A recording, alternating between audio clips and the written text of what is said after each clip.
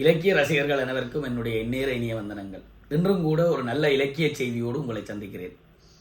எங்களுடைய வாழ்க்கையில் எங்களுக்கு நேரக்கூடிய சில அபத்தமான நிகழ்வுகள் நேருகின்ற போது, துன்பங்கள், துயரங்கள், இடர்பாடுகள், ஏமாற்றங்கள், தோல்விகள் வருகின்ற போது எங்களுடைய மூதாதையர்கள் கடைப்பிடிக்கின்ற ஒரு வளமையை நாங்கள் அறிந்திருப்போம்.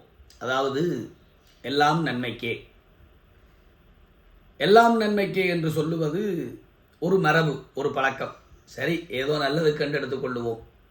அது நல்லதாக நடந்தால் நல்லதுக்கென்று எடுத்துக்கொள்வது நியாயமானது, சரியானது, அறிவுபூர்வமானது. துன்பங்களையும் துயரங்களையும் இடர்பாடுகளையும் எப்படி நல்லதாக எடுத்துக்கொள்ள முடியும் என்று எல்லோருக்கும் ஒரு கேள்வி எழும். இன்றைய இளைய தலைமுறை அதை மிக குதர்க்கமாக கேட்டுக்கொள்ளும்.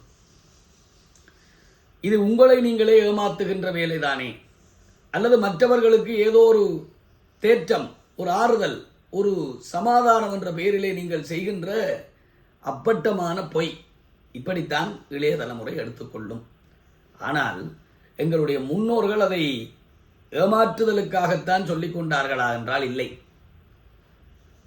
மிக ஆழங்காட்பட்டு விதியினுடைய வலிமையை புரிந்து கொண்டு உண்மையை புரிந்து கொண்டதனாலே சொல்லுகின்ற ஒரு உண்மைதான் அது என்பதை நாங்கள் புரிந்து கொள்ள வேண்டும்.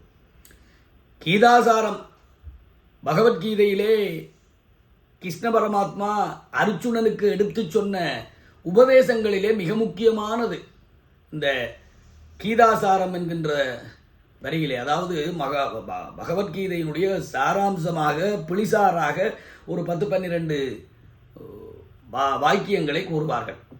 அதிலே மிக முக்கியமானது இது நான் சொன்ன இந்த அதாவது எல்லாம் நன்மைக்கே, நடப்பது எல்லாம் நல்லதுக்குத்தான் என்று எடுத்துக்கொள்வது. எது நடந்ததோ அது நன்றாகவே நடந்தது, எது நடக்கின்றதோ அதுவும் நன்றாகவே நடக்கின்றது, எது நடக்குமோ அதுவும் நன்றாகவே நடக்கும். இது மிகப்பெரிய உண்மை. எங்களுடைய புத்திக்கு, எங்களுடைய சிற்றறிவுக்கு சில வேளைகளில் தவறென்று படலாம். அப்படி தவறென்று படுகிற விடயம் பின்னாளிலே இல்லை, அப்படி நடந்ததும் ஒரு வகையில் நன்மைக்குத்தான் என்று நாங்களே ஏற்றுக்கொள்ளும்படியாக இருக்கும். சில வேளைகளில் எங்களுக்கு அது புலப்படலாம், அல்லது புலப்படாமல் போகலாம். எங்களுக்கு நடப்பவற்றை எங்களுடைய விருப்பு வெறுப்பு என்கின்ற கண்கொண்டு பார்க்கின்ற போது சிலது நல்லதாகப்படுகிறது, சிலது கெட்டதாகப்படுகிறது.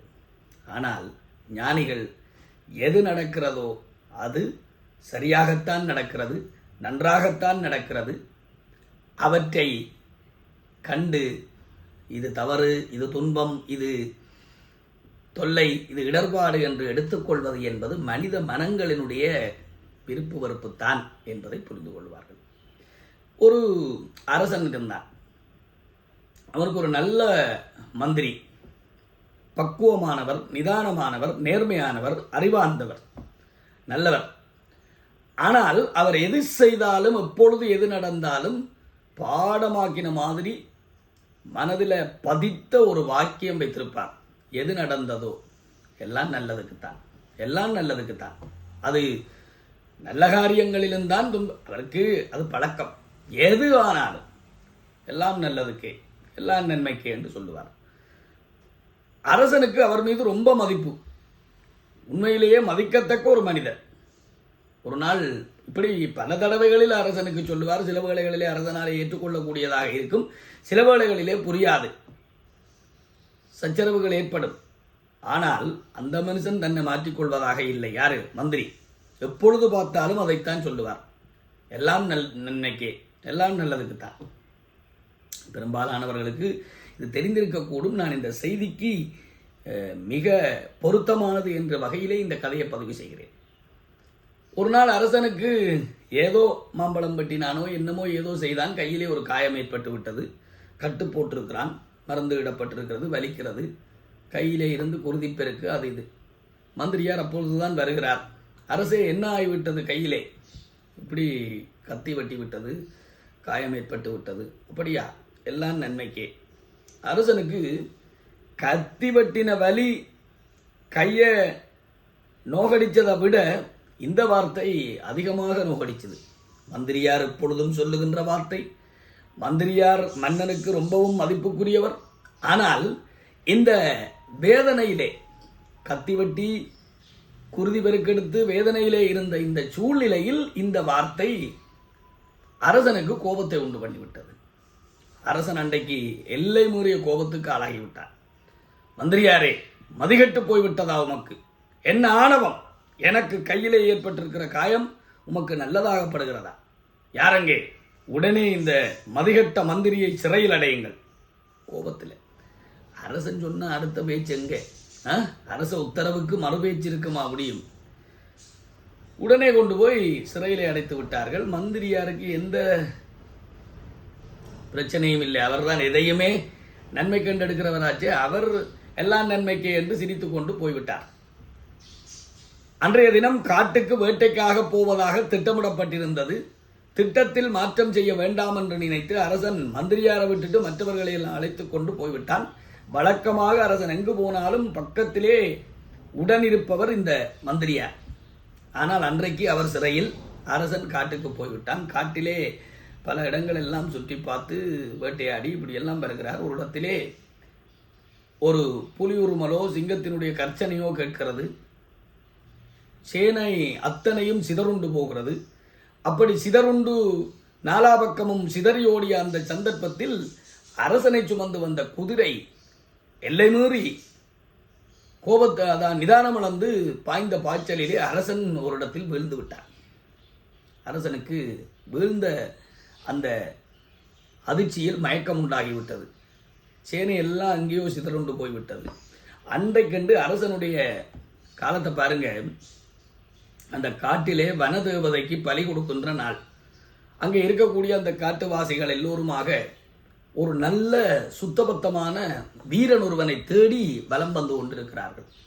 அங்கலட்சண குறைவுகள் யாதொன்றும் இல்லாத ஒரு அரசனை தேர்ந்தெடுத்து, அரசனை அல்ல ஒரு நல்ல ஆடவனை தேர்ந்தெடுத்து பலி கொடுப்பது வழக்கம். வனதேவதைக்கு பலி கொடுக்க வேண்டும். நாலா பக்கமும் தேடிக்கொண்டு வருகிறார்கள். ஒரு நல்ல சுத்த வீரனாக இருக்கக்கூடிய கம்பீரமான தோற்றப்பொலிவு கொண்ட அரசன் வீழ்ந்து கிடக்கிறான். அப்பொழுதுதான் ஒரு சற்று நேரத்துக்கு முன்னர், ஓரிரு நிமிடங்களுக்கு முன்னர் தூக்கம் மயக்கம் தெளிந்து எழுந்து பார்க்கிறார். குதிரையை காணவில்லை, கூட்டத்தை காணவில்லை. அப்படி ஒரு அதிர்ச்சியில் இருக்கின்ற போது பலம் வந்த காட்டுவாசிகள் அவரை கைது செய்து கொண்டு போய்விடுகிறார்கள். வனதேவதைக்கு முன்னாலே, வேடுவ தலைவனுக்கு முன்னாலே கொண்டு போய் நிறுத்தப்படுகிறான் அரசன். யார் எவன் எங்கிருந்து வருகிறான் என்ற எந்த விசாரணையும் இல்லாமல் அந்த காட்டுவாசிகள் அவனை பலி கொடுக்க தீர்மானித்து விட்டார்கள். மஞ்சள் தண்ணி தெளித்து, மஞ்சள் தண்ணி ஊற்றி, அபிஷேகம் எல்லாம் பண்ணி, கழுத்தில் பெரிய மாலை போட்டு கொண்டு போய் வனதேவதைக்கு முன்னால் நிறுத்தியாச்சு. அப்படியே விபூதி குங்குமம் எல்லாம் பூசப்பட்ட, எலுமிச்சம்பழம் குத்தப்பட்ட பெரிய நீட்டு கத்தியை கொண்டு அந்த வேடுவ சன்னியாசி ஒருவன் அப்படியே வருகிறான். நான் சொல்வது இந்த பலி கொடுக்க போறவன் அப்படியே ஆக்ரோஷமாக அரசனை நோக்கி வருகிறான். கத்தியை ஓங்கி கொண்டு வருகிறான். இப்பொழுது வெட்டு விழப்போகிறது. அரசனுடைய எந்த விதமான கருத்துக்கும் அங்கே இடம் இருக்கவில்லை. திடீரென்று ஒரு குரல் கேட்டது, தலைவா நிறுத்து. எல்லோரும் ஆச்சரியமாக பார்த்தார்கள். இதோ இந்த பலி கொடுக்க போகின்ற இந்த வீரன் இருக்கிறானே, இவனுடைய வலதுகை பெருவிரலில் ஏதோ பந்தமாக கட்டு போட்டிருக்கிறார்களே, என்னது? கிட்ட போய் பார்த்தார்கள். ஏய், என்னது?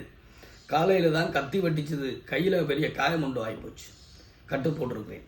அடடே, அங்கலட்சண குறைவு, உடம்புல காயம் ஏற்பட்ட ஒரு அங்கலட்சண குறைவுள்ள ஒருவனை பலி கொடுத்த பாவத்துக்கு ஆளாகி இருப்போம். நல்ல வேளை இந்த கடைசி தருணத்தில் இது தெரிய வந்து விட்டது. பலி கொடுப்பதற்காக கத்தி ஓங்கி கழுத்திலே விழுவதற்கு இருந்த அந்த தருணத்திலே கையிலே இருந்த காயத்தினாலே அரசன் தப்பித்தான். இவனை விட்டுவிட்டு வேறு யாரையாவது தேடிக்கொண்டு வாருங்கள் என்று கோபமாக வேடுவத்தலைவன் கட்டளையிட்டான். அவர்கள் அந்த கடமைகளை பார்த்து கொண்டார்கள். அரசன் தப்பினேன் பிழைத்தேன் என்று வந்து சேர்ந்தான். வருகின்ற போது அவனுடைய மனோநிலை, இந்த மந்திரியார் ஒரு பெரிய மதியூகி தான், ஞானஸ்தன் தான். எது நடந்தாலும் நன்மைக்கே என்று சொல்லுகிற போது கொஞ்சம் கோபம் ஏற்பட்டது. கையிலே ஏற்பட்ட காயம் என்ன நன்மையை தரப்போகிறது என்று கோபித்தேன். ஆனால் அந்த காயம்தான் என்னுடைய உயிரை காப்பாற்றி இருக்கிறது. வேகமாக அரண்மனைக்கு வந்து சாப்பிட்டானோ இழைப்பாறையானோ ஒன்றும் கிடையாது. முதல் வேலையாக மந்திரியாரை சிறையிலே இருந்து மீட்கிறான். சிறையிலே இருந்து மீட்கிற போது மன்னிப்பு கோருகிறான். மகாமந்திரியாரே, மன்னித்துக் கொள்ளுங்கள். உங்களுடைய மகிமை புரியாமல் நான் உங்களை சிறையில் அடைத்து உங்களை அவமதித்து விட்டேன். அதெல்லாம் ஒன்றுமில்லை, அதுவும் நன்மைக்கே என்றார். இப்பொழுது அரசனுக்கு குழப்பம். என்னையா சொல்றீங்க? உங்களை சிறையில் அடைச்சது நான் செய்த பெரிய தவறு, அதப்படி நன்மையாக இருக்கும். அரசே, அவசரப்படக்கூடாது. நீங்கள் என்னை சிறையில் அடைக்கவில்லை என்று வையுங்கள். இன்று காலையிலே நீங்கள் காட்டுக்கு வேட்டைக்கு போகிற போது நானும் உங்கள் கூடவே வந்திருப்பேன். உங்களை விட்டு நான் பெரும்பாலும் பிரிந்து செல்வதில்லை. கூடவே வந்திருப்பேன், பக்கத்திலேயே வந்திருப்பேன். புலி உரிமைனா சிங்கம் கரிச்சித்தான்னு உங்கள் கூடவே வந்த நான் பெரும்பாலும் உங்களோடு தான் விழுந்து கிடந்திருப்பேன். நீங்கள் சொல்லுகிற அந்த சம்பவத்தை கேட்டால், அப்படி வீழ்ந்திருந்தால் உங்களை காட்டுவாசிகள் வந்து கையகப்படுத்தி கொண்டு போகிற போது என்னையும் தான் கொண்டு போயிருப்பார்கள்.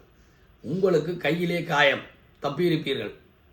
நீங்கள் இல்லை என்று விட்டால் அடுத்த தெரிவு என்னைத்தான் தேர்ந்தெடுத்திருப்பார்கள்.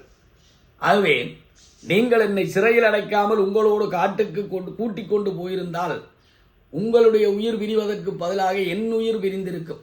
எனவே சிறையில் அடைக்கப்பட்டதொன்றும் சிரமமான, பின்னடைவான, ஒரு துயரமான சம்பவம் அல்ல, அதுவும் நன்மைக்கே என்று வழக்கமான தன்னுடைய பக்குவத்தோடு சிரித்தபடி சொன்னார் அந்த மந்திரியார். பாருங்கள், எங்களுடைய மூதாதையர்கள் இப்படி சிந்திக்க பழக்கப்பட்டார்கள். நான் நினைக்கிறேன் இது எவ்வளவு தூரம் உண்மையானது. இப்படி ஒரு சில சம்பவங்களை மட்டும் வைத்துக்கொண்டு இதை 100% உறுதியாக சொல்லிவிடலாமா என்றால், அதற்குத்தான் கீதாசாரத்தை நான் ஆணித்தரமான ஒரு ஆதாரமாக சொல்லுகிறேன்.